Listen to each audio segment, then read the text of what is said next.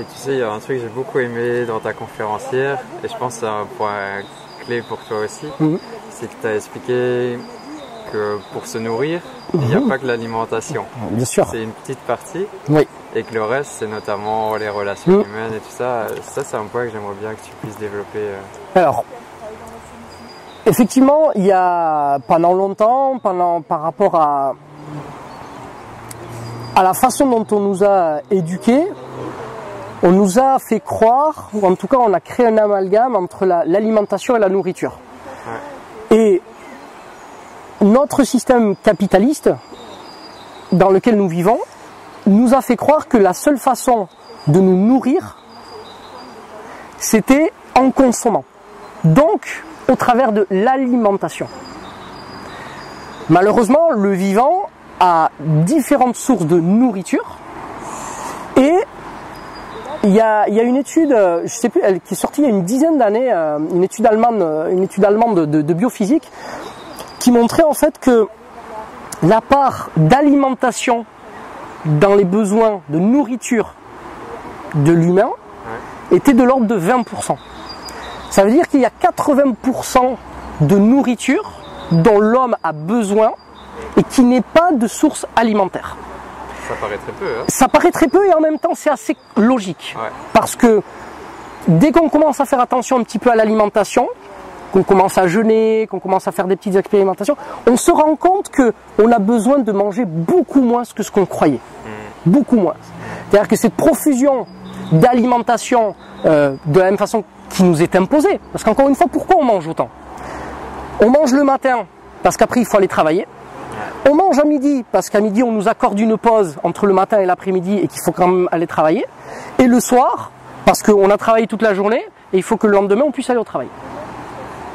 Mais si on n'avait pas ce système où il fallait aller au travail, il ne fallait pas aller au bureau, mais on pourrait alimenter l'organisme en fonction de nos besoins. On n'aurait pas besoin de manger beaucoup en très peu de temps. On pourrait du coup amener de l'alimentation progressivement en petite quantité, ce qui permettrait à l'organisme de demander moins. Parce que quand vous lui amenez beaucoup en peu de temps, l'organisme devient boulimique. C'est-à-dire qu'il se dit, oula, ok, donc j'ai accès à de l'alimentation dans des moments très précis et après j'ai un laps de temps à attendre. Donc, dès que le moment est arrivé, moi je demande beaucoup. Je fais des réserves. Parce que si jamais j'ai besoin de travailler beaucoup, je vais peut-être pas pouvoir attendre jusqu'au moment suivant.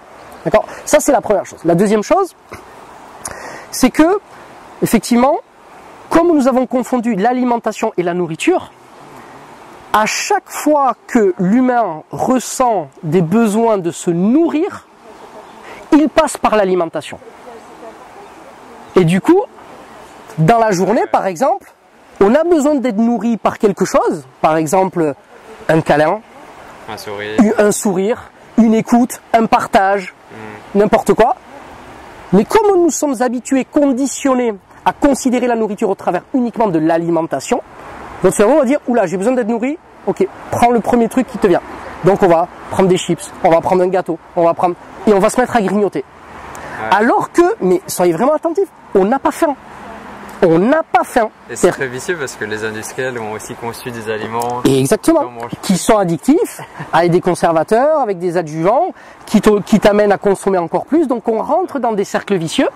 Et pour moi, beaucoup de désordres, de troubles alimentaires, comme la boulimie, tout ça, ont une dimension justement qui ne tient pas compte de ça. Et ce sont des personnes finalement qui n'ont pas de troubles alimentaires en soi, mais qui ont des carences très très fortes dans les autres dimensions qui sont à nourrir. Donc il suffit de chercher après dans la qualité des relations sociales, la qualité des relations dans la vie de famille, dans le cercle familial, et on va vite voir qu'il y a des choses effectivement en général qui manquent. Et moi, tu sais, dans mon adolescence et même le début de ma vie d'adulte, j'ai beaucoup souffert du regard des autres parce qu'on me jugeait trop maigre. Ouais. Mais en fait, je mangeais juste qu'est-ce que j'avais besoin. Voilà. Je voulais pas me forcer. Mais non. Et... Ouais, après, le jugement des gens aussi, c'est quelque chose de terrible, qui est anti-nourricier pour le coup. Ouais, ça te casse. Ah mais ça te casse, mais c'est extrêmement blessant. C'est-à-dire que comme nous sommes des gens qui on vit aussi au travers d'une certaine forme de reconnaissance des autres.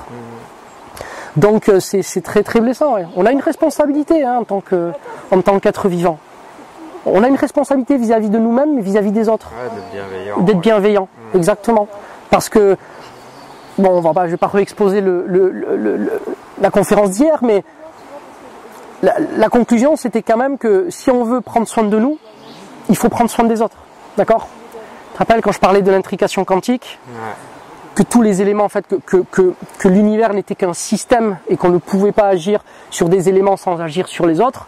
C'est la conséquence, c'est que véritablement, si on veut prendre soin de nous, il faut prendre soin des autres. Et que quand on est méprisant, qu'on juge les autres, on se fait du mal à soi-même. Ouais, c'est la première victime aussi. Oui.